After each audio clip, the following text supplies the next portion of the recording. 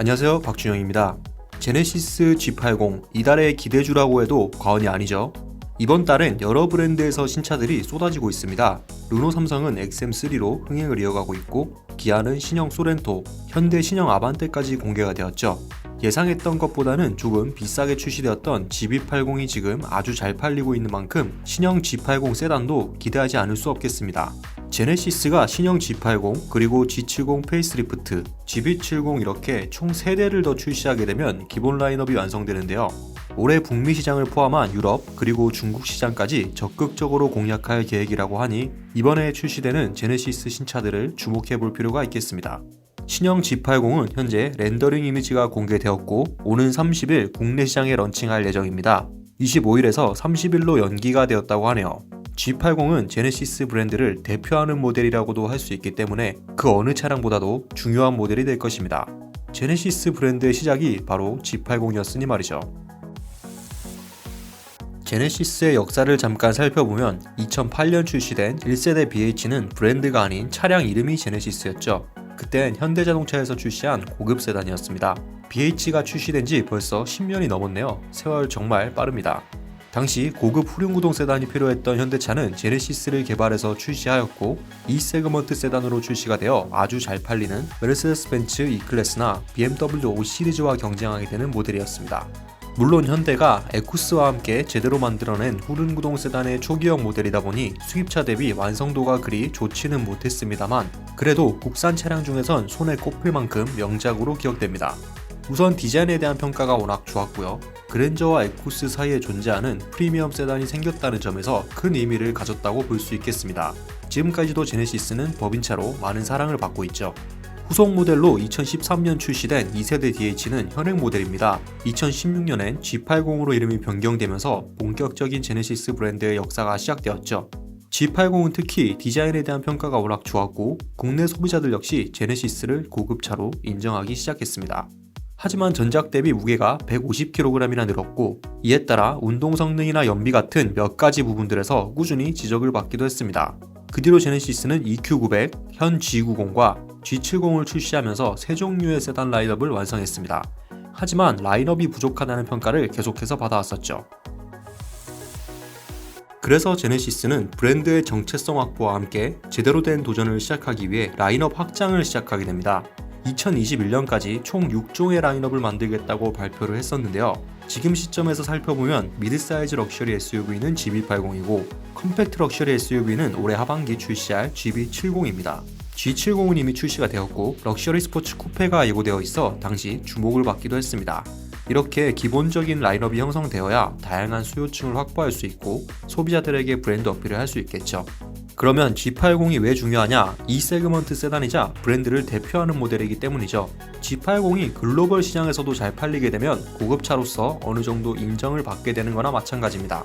국내에서 가장 많이 팔린 수입차 E클래스와 그 뒤를 잇는 5 시리즈 모두 이 세그먼트 세단이죠. 프리미엄 대형 세단의 글로벌 시장 판매량을 살펴보면 유럽에서 연간 36만 대가 판매되고요. 미국에선 40만 대 정도가 판매되기 때문에 한번 제대로 도전해 볼 만하다고 할 수 있겠습니다. 유럽에서는 현재 제네시스를 따로 판매하지 않고 있고요. 미국 판매량을 살펴보면 G80은 2019년 7,094대를 판매하여 13위를 기록했습니다.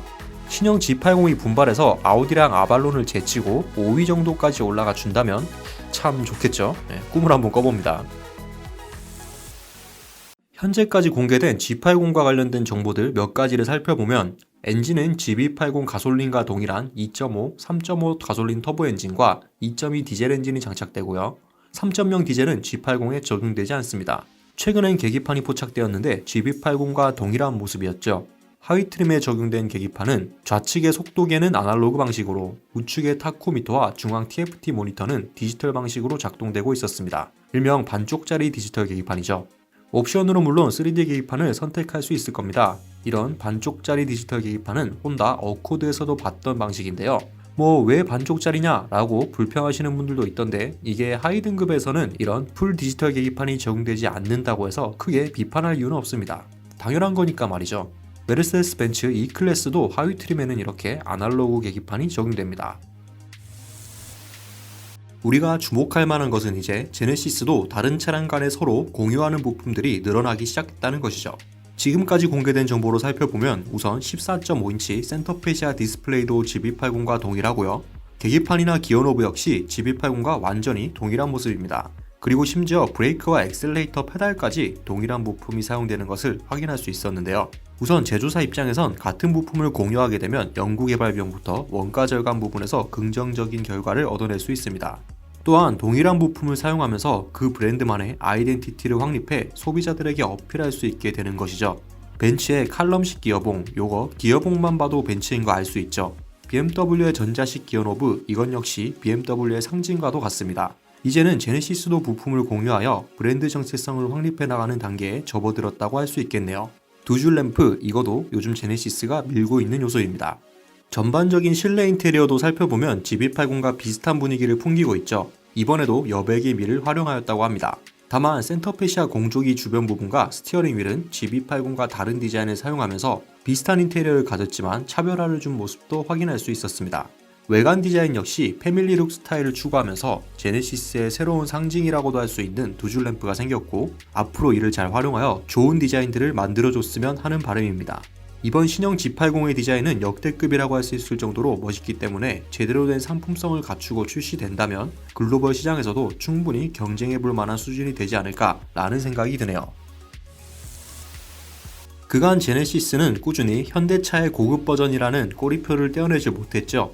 현대차 전시장에서 제네시스를 계약할 수 있고 서비스 센터 역시 현대차와 동일한 블루엔즈에 방문해서 받아야 했기 때문에 제네시스에게서 현대차 이미지를 떨쳐내기는 어려웠습니다. 제네시스를 진정한 프리미엄 브랜드로 발전시키기 위해선 독립 전시장의 확대와 더불어 서비스 인프라 개선이 이루어져야 할 것입니다. 이는 물론 해외에서도 마찬가지고요. 당장 브랜드 전시장 분리가 어렵다면 해외 브랜드 사례인 포드 링컨을 보고 배워도 좋겠네요. 국내에선 포드와 링컨을 같은 전시장에서 판매하고 있죠. 해외를 살펴보면 같이 판매하는 전시장도 있고 링컨만 따로 구분하여 멋있게 전시장을 지어 분리해 놓은 곳도 있는데요. 제네시스도 한 번에 전시장을 분리하기는 어려울 수밖에 없으니 투트랙 전략으로 독립 전시장 개수를 빠르게 늘려나가는 것이 좋지 않을까 라는 생각입니다. 현재 제네시스 독립 전시장을 떠올려보면 제네시스 강남 외에는 글쎄요, 하남 제네시스 스튜디오와 고양 강남 현대 모터 스튜디오가 있긴 하지만 모터 스튜디오를 일반적인 전시장으로 보기에 무리겠죠. 특히 국내가 아닌 해외 시장에선 전시장 분리가 선택이 아닌 필수라고 봐야 합니다. 만약 제네시스를 잘 모르는 사람이 차를 보러 갔을 때 거기가 현대차 전시장이라면 자연스럽게 현대에서 나온 고급차구나 라는 생각을 할 수밖에 없겠죠. 유럽과 중국 시장에 도전하는 제네시스는 부디 현대차 이미지를 떨쳐내고 새로운 독립 브랜드로 성장할 수 있길 바라는 마음입니다. 오늘 소식은 여기까지고요. 지금까지 저는 박준영이었습니다. 감사합니다.